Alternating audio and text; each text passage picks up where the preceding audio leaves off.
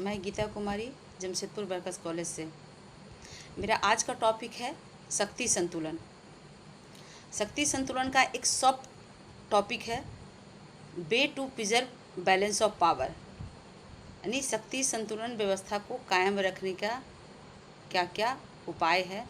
ठीक है, device for maintaining the balance of power.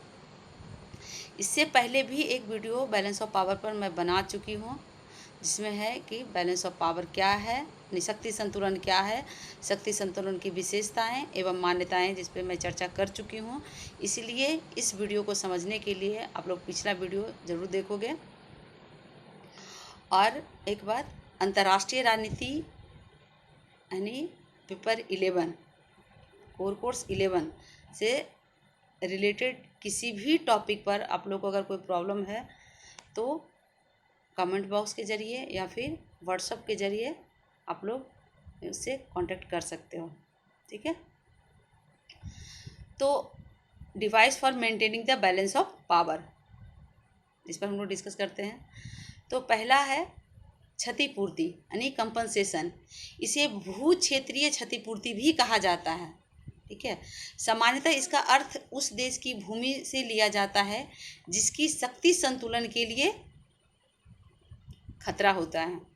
ठीक है, जैसे कि इसका एग्जाम्पल अगर हम लेते हैं तो 19वीं शताब्दी में या फिर 20वीं शताब्दी के बाद है कि दो विश्व युद्धों के बाद, ठीक है, दो विश्व युद्धों के बाद भू क्षेत्रीय मुआवजा का प्रयोग उस राष्ट्र की शक्ति को छीन करने के लिए किया गया था जिनके कार्यों से संतुलन टूटा था। ठीक है, जैसे जर्मनी को शक्ति को विभाजित, उसके क्षेत्र को विभाजित कर दिया गया था, यानी विजित राष्ट्रों में बांट दिया गया था। पोलैंड को भी, मतलब दूसरा एग्जाम्पल है इसका कि पोलैंड को भी तीन बार बंटवारा किया गया है इसी क्षतिपूर्ति के लिए ही। ठीक है, यानी बैलेंस ऑफ पावर को बनाने के लिए। दूसरा हम लोग आते हैं क्षतिपूर्ति के अलावा क्या है, हस्तक्षेप। ठीक है, हस्तक्षेप किसी भी राज्य के आंतरिक मामलों में दखल अंदाजी होता है जिससे कि कोई वांछित स्थिति बनाई जा सके।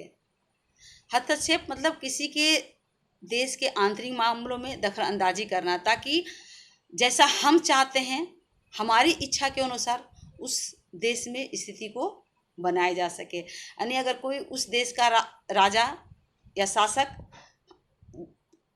हमारी बातों को, उनकी बातों को अगर नहीं मानता है तो उनके जगह पर उनके समर्थक सरकार को बैठाना, ये भी एक हस्तक्षेप का ही एक तरीका है। ठीक है, यानी अपने वांछित इच्छाओं को पूर्ति करने के लिए हस्तक्षेप किया जाता है। दूसरा है नेक्स्ट, गठबंधन, अलायंस। गठबंधन या संधि का उद्देश्य भी विरोधी राष्ट्रों की शक्ति की तुलना में अपनी शक्ति को बढ़ाना होता है। जैसे कि गठबंधन और बोला गया या संधि, जैसे अमेरिका के द्वारा नाटो, सीटो, ये भी एक था, एक सैनिक गठबंधन था।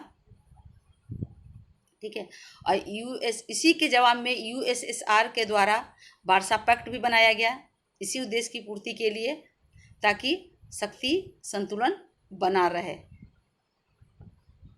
ठीक है, अब आते हैं शस्त्रीकरण। शस्त्रीकरण भी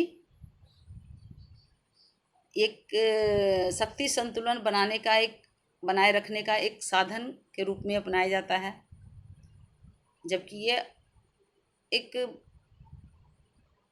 अस्थिर शक्ति संतुलन ही बना पाता है।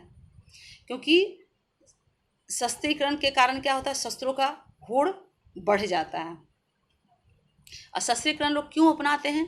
जब एक राष्ट्र अपनी युद्ध क्षमता या सैन्य क्षमता को बढ़ाना चाहता है तो उसके जो प्रतियोगी राष्ट्र होते हैं वो भी उनके बराबरी माने के लिए शस्त्रों की होड़ शुरू कर देते हैं, जिसके कारण शक्ति संतुलन की स्थिति का निर्माण होता है। और इस तरह का शक्ति संतुलन शीत युद्ध के समय था यूएसए और यूएसएसआर के बीच। इसी बैलेंस ऑफ पावर के कारण ही कोल्ड वार हॉट वार में नहीं बदला। ठीक है। दूसरा है मध्यवर्ती राज यानी बफर स्टेट। मध्यवर्ती राज का काम है दो बड़े प्रतिद्वंदी राष्ट्रों को अलग अलग रखकर उनमें युद्ध छिड़ने की संभावना को कम करना। यानी कभी कभी जो दो बड़े राष्ट्र होते हैं, दो प्रतिद्वंदी राष्ट्र होते हैं, उसके बीच में किसी एक राष्ट्र को मध्यवर्ती यानी युद्ध को स्थिति को संभावना को कम करने के लिए तीसरे राष्ट्र को एक मध्यवर्ती राज्य के रूप में काम करता है।